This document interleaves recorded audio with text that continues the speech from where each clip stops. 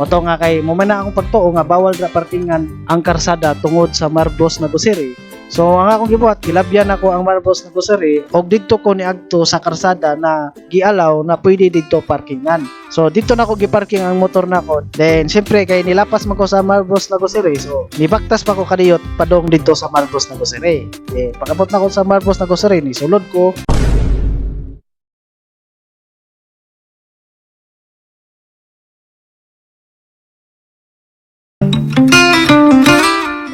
Okay, alright. So karon na video, ako lang tong isgutan tong nahitabo ganina samtang dito ko sa lungsod. Then ang pangalan namo sa lungsod namo dire ang pangalan na Sipit. Then ang mayor namo dire si Rosco Plaza, pangalan. Then ako pong isgutan karon ang nahitabo kagahapon. So by the way, karon January 14, 2026 ta karon. So by the way, ang resulta ay karon sa survey sa 5 PM 650. Then akong utrohon karon January 14, 2026. Then ganina dito ko sa lungsod sa Nasipit. So ang lungsod na mo diri Nasipit.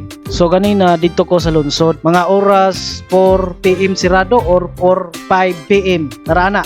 Then ang akong gisuot ganina naka-jacket ko og color white.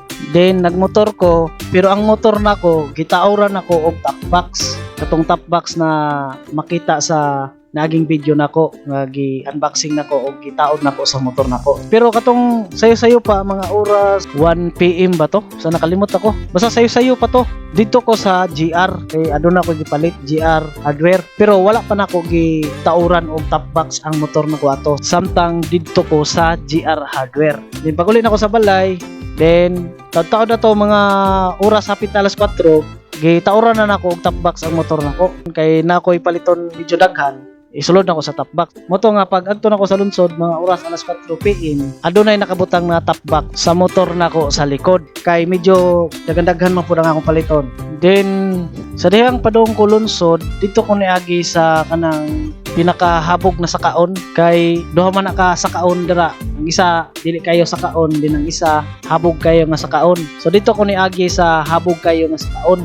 Kung wa ko nasayop ang tawag dira apagan uno kanang habog kayo nga sakaon, din kanang di kayo sakaon apagan dos na. So dito ko niagi sa apagan uno kanang sakaon kay tanan dito ko niagi. Then una na kong lakaw dito ko sa merkado. So sa sulod sa merkado ni palit ko mani 2 ka kilo. Then pag man ako palit ang mani nga gipalit nako 2 kilo, gisulod nako sa top box kay mo may purpose ng top box sudlanan sa mga gipamalit nako. Then lakaw din ko. Then pag lakaw nako aduna po ko hapitan sa grocery sa Marbros grocery or Marbros Green Mart Group grocery. So kung ako nasayop ang pangalan ani sa una sa grocery nila Marabi. Then galis dan nila pangalan gimo nila Marbros Green Mart Group. Then ang akong pagtuo kanang karsada dira tungod sa Marbros na grocery, bawal na dira parkingan dira dapita. Base sa akong pagtuo.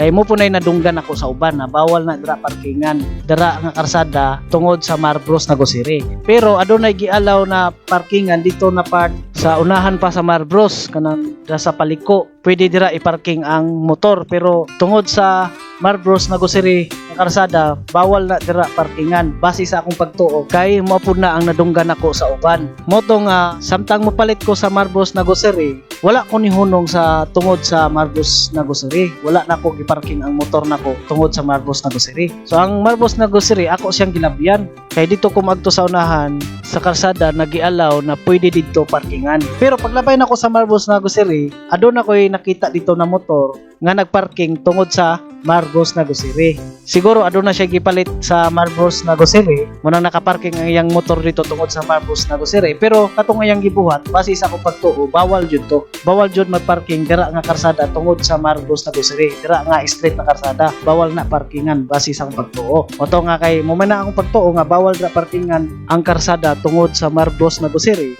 So ang akong gibuhat, kilabyan ako ang Marbos na grocery og didto ko niadto sa karsada na gialaw na pwede didto parkingan. So dito na ako giparking ang motor nako. Then dili lang ang akong motor ang nakaparking dito, daghay yung motor dito nakaparking sa kilid kay moto ang gialaw na pwede parkingan dito. Moto, dito na ako giparking ang motor. Then syempre kay nilapas man ko sa Marbos na grocery. So nibaktas pa ko kadiyot padong dito sa Marbos na grocery. Pagabot na ko sa Marbos na grocery, ni sulod ko sa Marbos na grocery na ang motor nako wala nakaparking sa tungod sa Marbos na grocery kay ang motor nako dito nakaparking sa unahan dito sa karsada nagialaw na pwede parkingan. So sa diyang na nako sa sulod sa Marbros na grocery, ang akong gipalit dito 1 kilo na oil o 2 kilo nga iodized salt. Then gibaryan nako, then ihatag ang resibo, then bitbit na nako ang gipalit nako, then gawas ko. So paggawas nako sa Marbros, siyempre wala man ako gi-parking ang motor nako tungod sa Marbros kay ang motor nako dito man ako gi-parking sa unahan pa dito sa karsada nagialaw na pwede parkingan dito. Moto nga nibaktas pa ko padong dito sa motor nako kung hato dapit siya nakaparking. Then pag abot nako dito sa motor nako kung ha dapit siya nakaparking, so katong gipalit nako nga 1 kilong oil o 2 ka kilong iodized salt, isulod nako sa top box. Isulod ako sa top box. Then malas pa yung kay ito kay na atungan ko o kusog kay nga ulan. Ni kusog na ang ulan. Moto nga basa kayo nga akong jacket o pantalon o sapatos. Moto nga niuli nako. Then pag uli nako, didto ko niagi sa Apagan Uno. So sa dihang paggawas nako dra sa one way, niliko ko pawala. Then liko na pug ko patuo. Kaya dito ko maagi sa Apagan Uno padung uli. Then pag abot nako sa balay, humod na magayo ko. Moto nga nagilis kog sanina. Then ang giilis na ko nga sanina, naka-blue kog jacket. Then nalang po ko'y klarohon, kung kintahay lang adunay tayo makakita aning video ha. Then mo disagree siya sa akong gisulti nga dira dapita nga karsada tungod sa Marbros na grocery, bawal na dira parkingan. Mo disagree siya sa akong gisulti na ingana. So ang patunay na sayop ng tawhana na maingon siya nga pwede na parkingan dira na karsada tungod sa Marbros na grocery. Ang akong patunay na sayop ng tawhana kay kung try ninyo mangutana sa police station sa Nasipit o munisipyo sa Nasipit, try mo mangutana kung pwede ba na parkingan dira nga karsada tungod sa Marbros nga grocery. Sure ko na ang tubag sa Nasipit Police Station o Nasipit Hall, ang tubag nila dili jud pwede parkingan na dira nga karsada tungod sa Marbros nga grocery.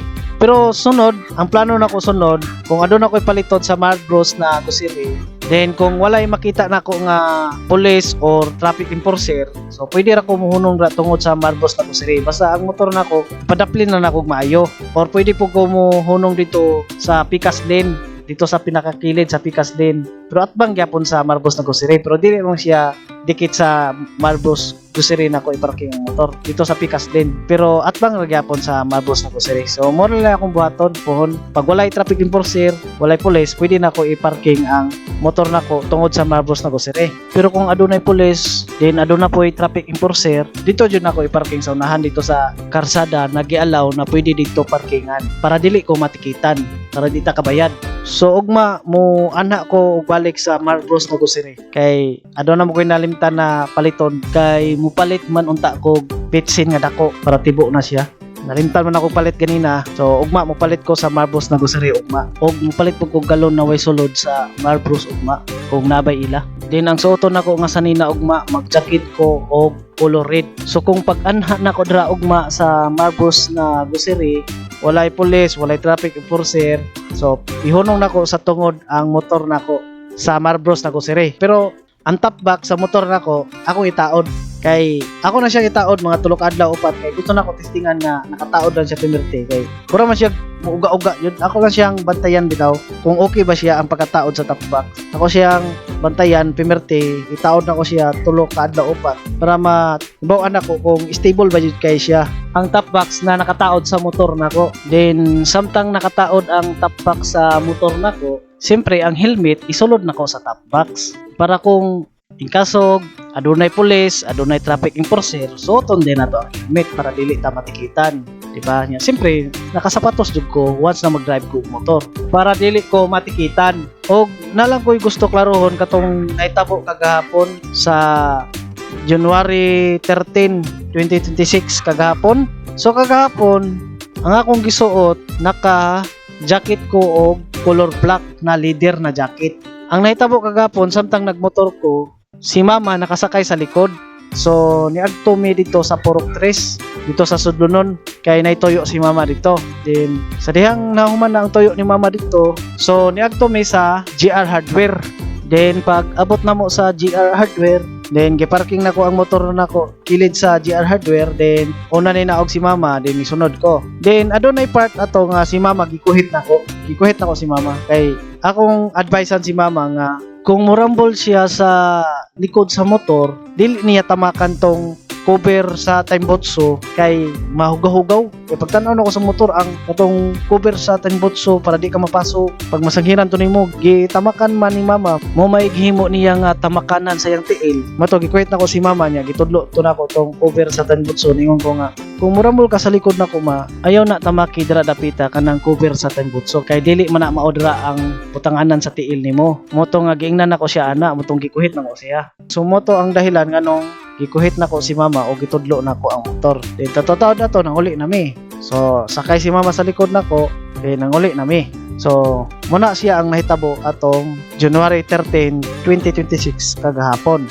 So karon January 14, 2026 naka white coat jacket. Then kagahapon January 13, 2026 naka black ko og jacket nga leather. Og nalang ko gusto klarohon. So kung nawirduhan mo aning video ha nganong gipaliwanag na ko ni siya sa video, so nalang ko klarohon kini gibuhat na ko ni siya sa video na gipaliwanag na ko ni siya tungod aduna ko personal nga rason nganong kinahanglan ipaliwanag na ko ni siya sa video. Pero kahibalo ko na kining video na gibuhat nako dili ni siya pang vlog na video kay dili man ni interested in video nako na kinahanglan ipatanaw sa kadaghanan sa tao. So kini gibuhat lang nako ning video ha kay aduna lang jud ko personal nga rason nganong kinahanglan na ako taning ipaliwanag sa video.